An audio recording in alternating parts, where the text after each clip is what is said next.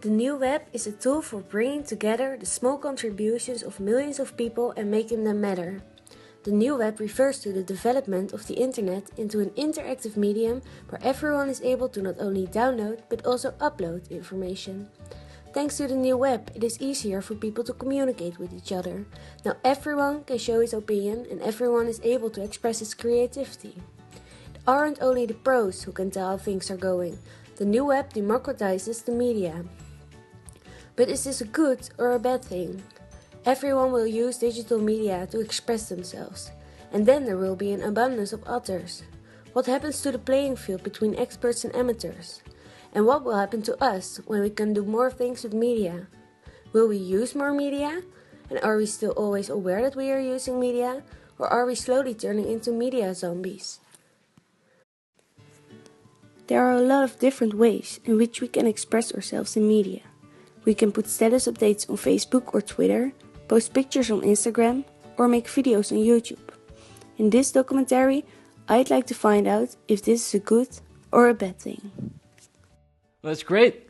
That means everybody has a chance to be seen. I think in the past, again, the traditional models would survive around scarcity, which I don't think necessarily is healthy for society, for ultimately a few people to have the control of the creation of all the content within the world and then have the control of all the distribution of the content in the world.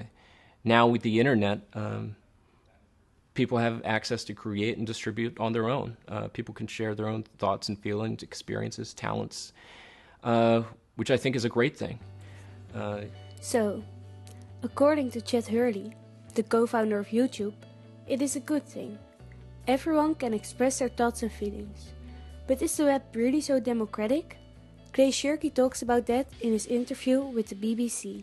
The web's democratic in one way and distinctly undemocratic in another way, and I think a lot of the confusion about the political ramifications have to do with that one word having so many meanings.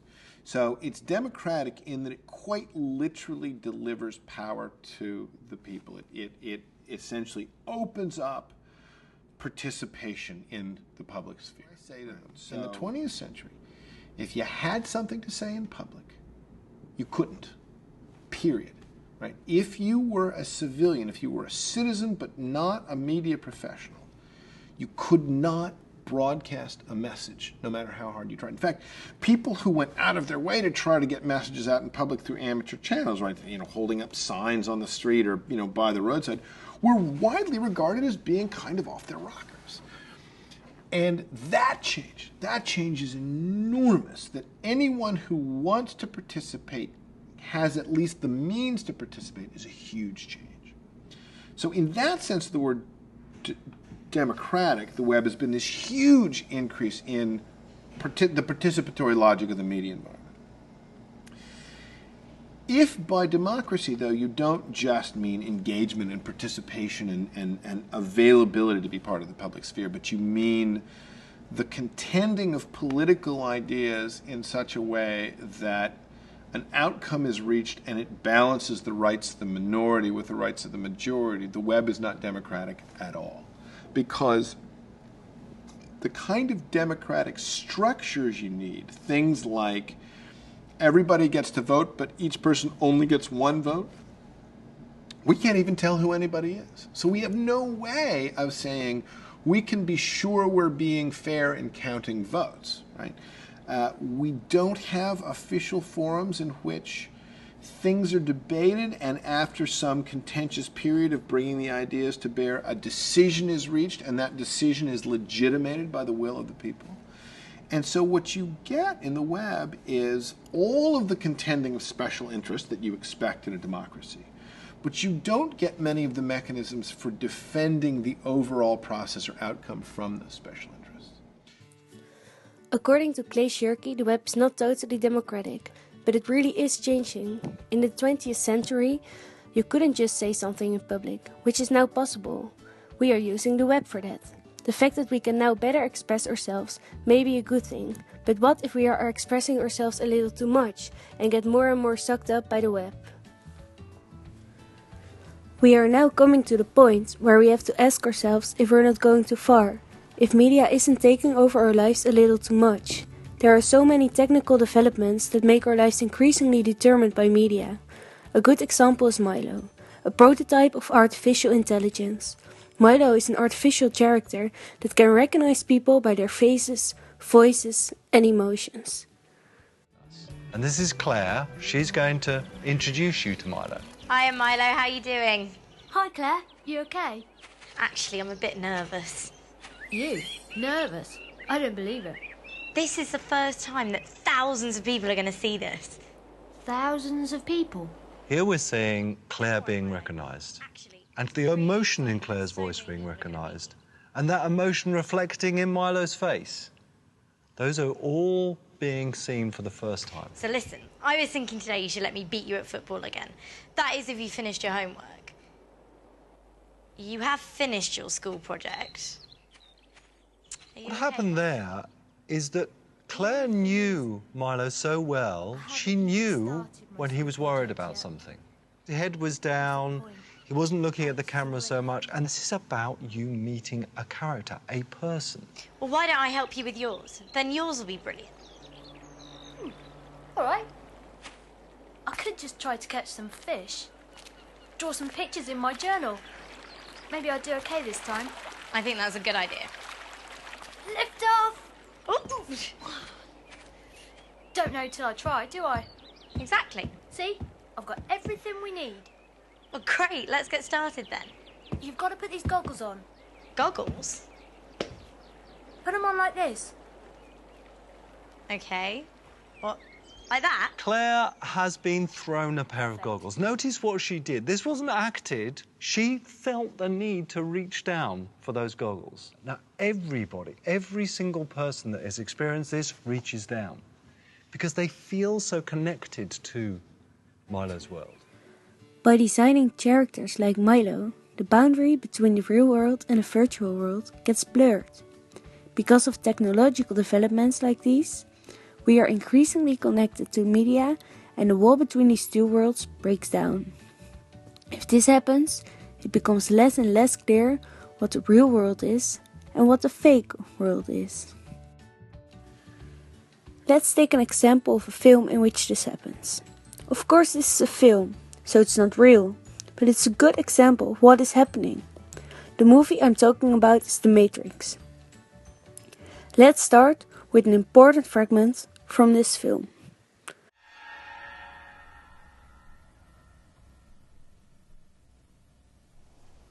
This is the construct. It's our loading program. We can load anything from clothing to equipment, weapons, training simulations, anything we need. Right now, we're inside a computer program? Is it really so hard to believe? Your clothes are different, the plugs in your arms and head are gone. Your hair has changed. Your appearance now is what we call residual self-image.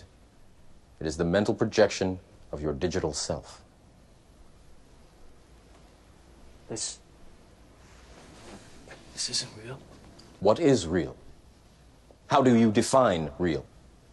If you're talking about what you can feel, what you can smell, what you can taste and see, then real is simply electrical signals interpreted by your brain.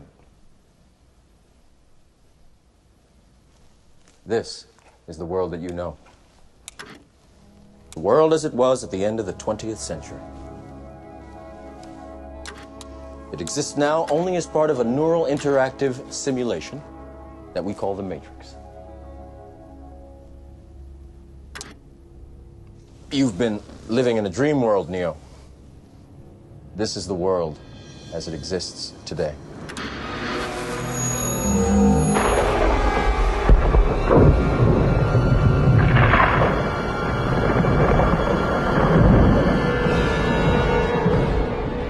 Welcome to the desert of the real.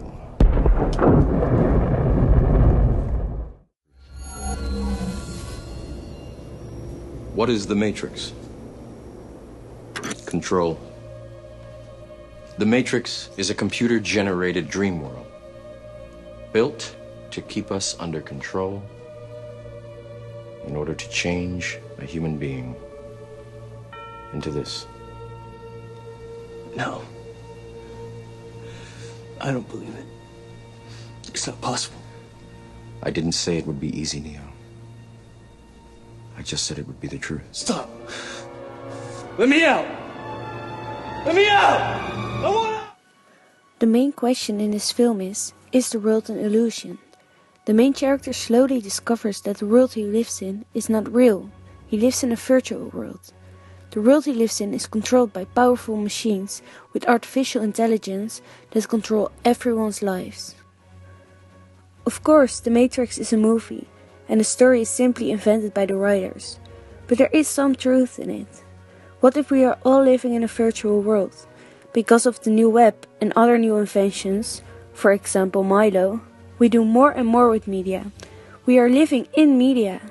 Just like the main character in The Matrix. He lives in media and everything around him is fake. So, in this documentary we discussed many different examples of what the new web brings us and what can happen to us. We know we are living in media and not with media. And we know that there are more and more technical inventions which reinforce this. The new web is positive in the way that it brings people together and everyone is able to express their thoughts and feelings. But the new web also creates developments that make our lives increasingly determined by media. This can turn us into media zombies. We're not always aware of the fact that we are using media. We only notice media when it breaks down. Therefore, we turn increasingly media zombies. But the fact that we now realize that this is happening is a good thing. Becoming a media zombie is not a positive development. But when we realize this, it won't be that worse. Because when you realize it, you can or do something about it, or make sure it doesn't get out of hands. The most simple and probably most useful thing we can do is just be more aware of the fact that we are using media all of the time, and think more about what media does with us.